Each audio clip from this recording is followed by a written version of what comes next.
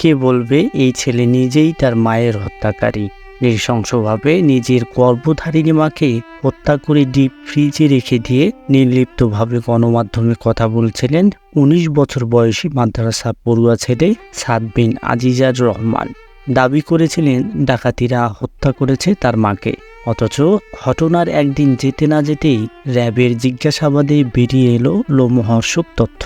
মায়ের হত্যাকারীদের খুঁজে বের করার দাবি করা ছেলে নিজ হাতে তার মাকে খুন করেছে। র্যাবের কাছে দেয়া জবানবন্দিতে তিনি স্বীকার করেন, প্রেমে বাধা আর হাত খরচের টাকা না দেয়ায় পরিকল্পনা মাফিক ঠান্ডা মাথায় নিজের হাতে তার মাকে শ্বাসরোধ করে হত্যা করেছেন।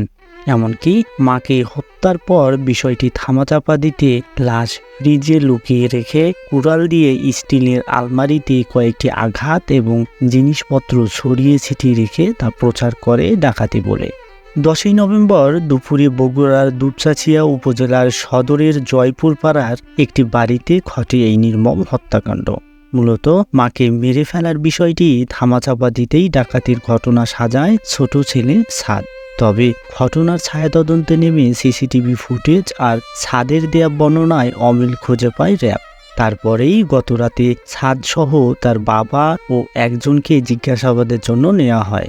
জিজ্ঞাসাবাদের এক পর্যায়ে সাদ স্বীকার করেন তার মাকে হত্যার কথা। প্রেমে বাধা আর হাত খরচের টাকা না দেওয়ার কারণেই রাগে ক্ষোভে মাকে মেরে ফেলেন বলে স্বীকারোক্তি পাওয়া যায় তার কাছ থেকে। জানা যায় ঘটনার দিন সকালে মায়ের কাছে টাকা চেয়ে না পেলে বাকবিতণ্ডাটা শুরু হয় সাদের সাথে। তখন নাস্তা না করেই মাদ্রাসার উদ্দেশ্যে বেরিয়ে পড়েন সাদ বিন আজিজার। মাদ্রাসা থেকে 11টায় বিরতি দিলে আশেপাশে কিছুক্ষণ ঘোরাফেরা করে ঠিক 12টার দিকে বাড়িতে প্রবেশ করে সাদ। বাড়িতে মাকে একা পেয়ে সুযোগ বুঝে পিছন থেকে মাকে জাপটে ধরে নাক মুখ চেপে ধরে শ্বাসরোধে হত্যা করে।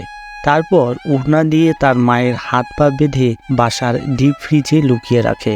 আর তারপর বাসায় থাকা কুড়াল দিয়ে আলমারি ভাঙে এবং বাসার সবকিছু ছড়িয়ে ছিটিয়ে রেখে বাসা থেকে বেরিয়ে যায়।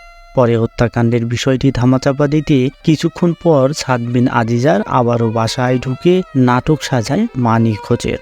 নিহত উম্মে সালমা ও মাওলানা আজিজার রহমান দম্পতির 2 ছেলে ও 1 মেয়ে। তাদের মধ্যে বড় ছেলে ও মেজ মেয়ে থাকেন ঢাকায়, আর তাদের ছোট ছেলে সাদ বিন আজিজারকে নিয়ে বগুড়ায় বসবাস করতেন এই দম্পতি।